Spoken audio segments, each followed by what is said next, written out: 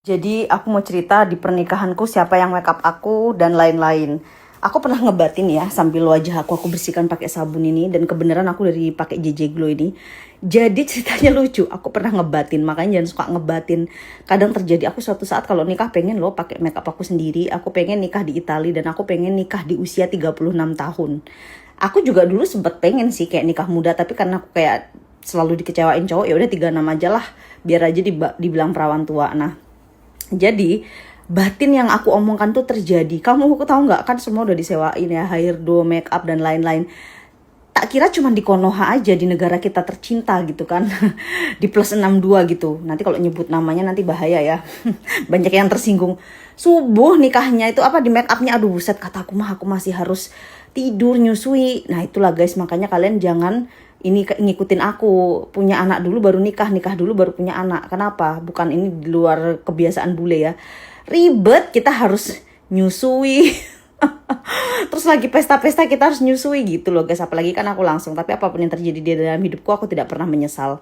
Karena apapun yang terjadi dan pilihan hidup kita ya kita tanggung jawab, yang penting seperti itu. Jadi tadi aku udah pakai JJ Glow ya, dari sabunnya itu kebenaran bawa sabun dan sama bawa kirimnya aku make up sendiri.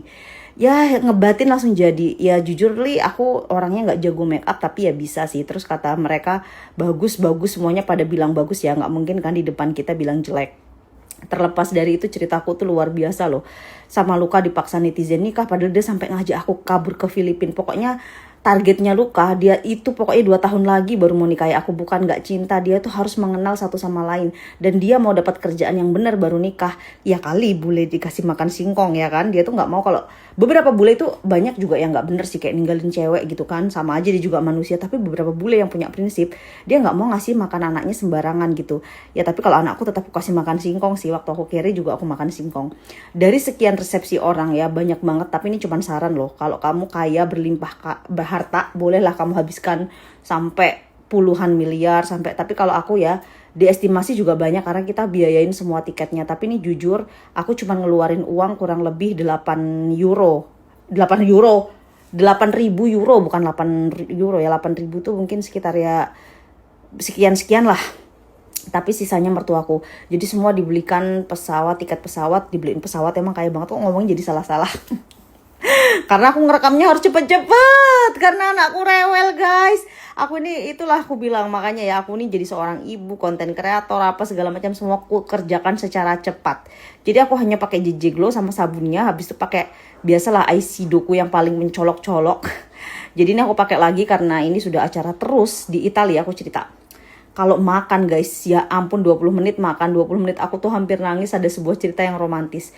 Kata sepupunya ini kan semua yang ngatur ibu, mertua dan sepupu. Dia bilang, Luka ya suami aku rela mesen semuanya seafood demi aku. Karena dia tahu Lina suka banget seafood. Saat itu aku nangis. Dan saat aku menikah ibunya itu nangis, pokoknya nangis Bombay. Nangis sama aku juga terharu banget sih. Aku sampai yang ampun, aku sampai bilang di depan ibunya, aku selalu berdoa memohon bahwa kalau aku menikah, aku tuh nggak mau punya ipar. Aku mau dia anak satu-satunya. Dan doa itu benar kata ibunya sama. Aku juga iya kan. Makanya Luka cucu satu-satunya. Wow, kita punya doa yang sama. Walaupun Gartol itu dulu dibilang netizen red flag. Sebenarnya tuh setiap orang punya red flag loh. Nggak usah Gartol. Gua sendiri juga punya red flag. Setiap manusia tuh, aku nggak sempurna. Aku juga kadang suka marah-marah gitu kan. Tapi intinya menikah itu bukan cuma sekedar icek ya guys. Kita tuh harus bisa menyetarakan emosi yang ibaratnya dan punya satu one directionin teman-temannya ya.